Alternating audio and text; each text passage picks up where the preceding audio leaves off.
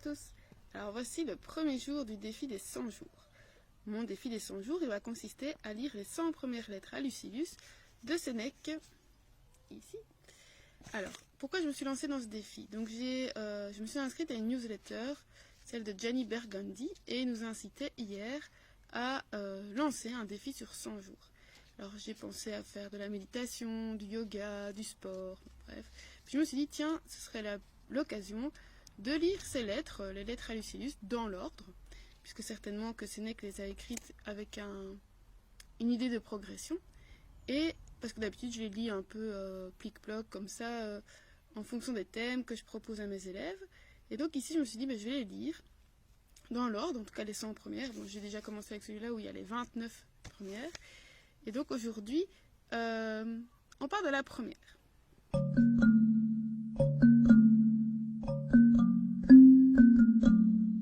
Alors dans cette première lettre, qu'on peut intituler le temps, et ça tombe bien puisqu'en cette période de confinement, mais le temps on en dispose, peut-être beaucoup, pas beaucoup, enfin bref, on se pose des questions sur ce temps.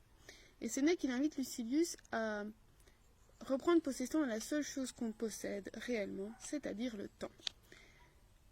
C'est la seule chose qui nous a été attribuée et qu'on possède vraiment. Et quiconque peut nous l'enlever à n'importe quel moment. Et il est étonnant que cette seule chose qu'on possède, eh bien, on nous le laisse être volé, dérobé, subtilisé, ou même qu'on la laisse s'écouler comme ça sans s'en rendre compte. Il faudrait un peu voir le temps comme une certaine somme, un budget qu'on nous a attribué. La différence, c'est que, évidemment, on n'a aucune idée de l'importance de la durée du temps qui nous a été attribué. Et donc, on doit faire en fonction de ça. Mais justement, si le temps était de l'argent, est-ce qu'on ne penserait pas à le gérer autrement, à le valoriser, en faisant des activités importantes, intéressantes, utiles? Alors quand on parle d'utilité, il faut voir si c'est utile à soi, à la communauté, à une certaine progression, bien sûr. Mais évidemment, éviter de le gaspiller comme si on gaspillait son argent en achetant des babioles.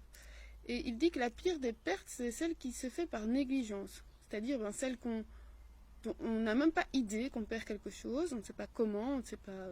voilà. Et on ne se rend même pas compte, on n'a pas conscience de ça.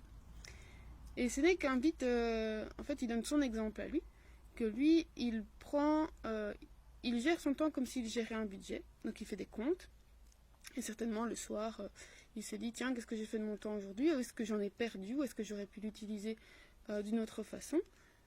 Alors, évidemment, on n'est pas parfait, ça arrive à tout le monde d'utiliser son temps à des choses, pour des choses qui pourraient paraître futiles, mais le plus important, c'est de s'en rendre compte, d'être conscient de ça, et peut-être évidemment de réévaluer pour les jours suivants.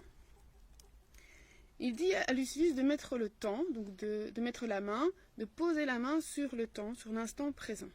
Alors l'idée, évidemment, c'est, on en parle beaucoup pour le moment, de profiter de l'instant présent, c'est de dire, si tu t'accapares l'instant présent, tu penseras moins au lendemain, c'est bien sûr, mais aussi au passé. Parce que le passé, alors Sénèque dit que c'est là que l'homme se trompe, c'est qu'il pense que la mort est devant nous, elle est dans le futur, et il dit par contre, elle est déjà dans le passé. Tout ce qui est passé appartient à la mort. Donc il faut impérativement s'occuper d'agir dans l'instant présent.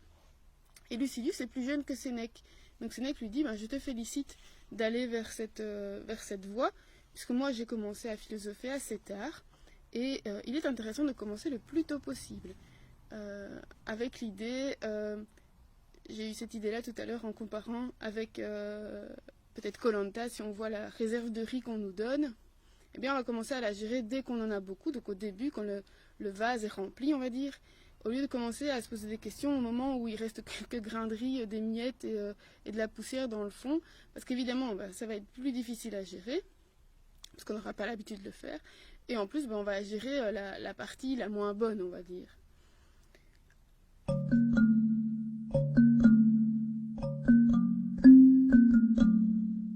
Alors avec cette phrase Dum differtur vita transcurrit, donc pendant que nous on est en train de discourir, de parler, la vie elle passe en courant, elle s'écoule et elle ne se pose pas de questions. Donc on pourrait se poser la question par rapport à nous, justement, maintenant, qu'est-ce qu'on est en train de faire de notre temps? Est-ce qu'on le met à profit pour lancer un projet qui nous tient à cœur depuis longtemps et comme on est dans une période un peu particulière, ben, on va l'utiliser. Voilà, on peut se poser la question, aussi faire comme Sénèque, se dire tiens, le soir, est-ce que j'ai mis à profit tous les instants? Alors bien sûr, c'est pas à chaque fois faire quelque chose de directement utile. Donc par exemple le sommeil, faire des activités de détente, des activités qui nous rechargent en énergie, c'est super important aussi. Donc ce n'est pas rien faire. Voilà, c'est quelque chose dont ce serait plus quelque chose dont on pourrait être honteux. Voilà, on peut se poser la question sur soi. Et je vous donne rendez-vous demain pour la lettre numéro 2.